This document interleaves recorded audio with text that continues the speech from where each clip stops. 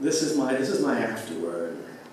When I undertook this project back in 2009, my aim was to rescue Jane Austen's reputation from those who misunderstood her, whether through ignorance or nostalgia or some other more fetishistic impulse.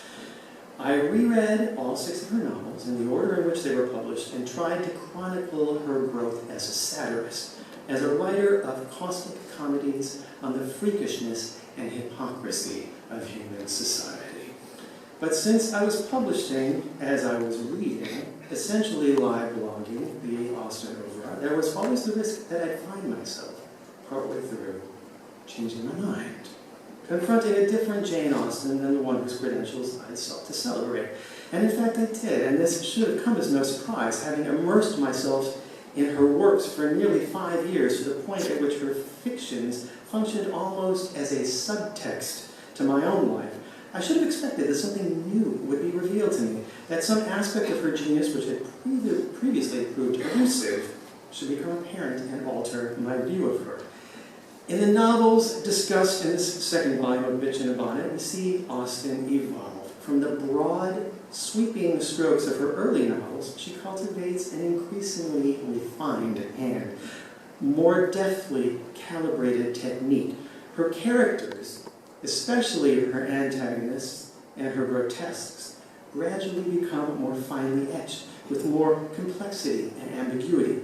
Persuasion, her last novel, is altogether richer in shading, texture, and tonal variety than Sense and Sensibility, her first. It offers greater range, deeper insight, and more opportunity for interpretation. So in one sense, I was right. Austen did grow, but not as a satirist per se, as an artist. And if you consider also her wild, anarchic, juvenile works, you can even draw an arc for her creative life. She began as a rollicking farceuse, developed into a relentlessly funny social satirist, and matured into a brilliant ironist. There's no telling where she might have gone from there had she not died so terribly, almost criminally young.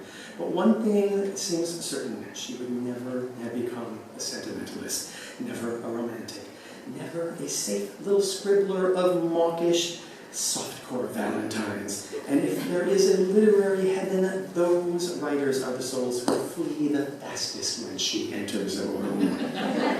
A true Austen fan will always suffer some degree of anxiety, an uncomfortable sense that he or she isn't nearly smart enough for her, or sharp enough, or possessed of an adequately nimble wit.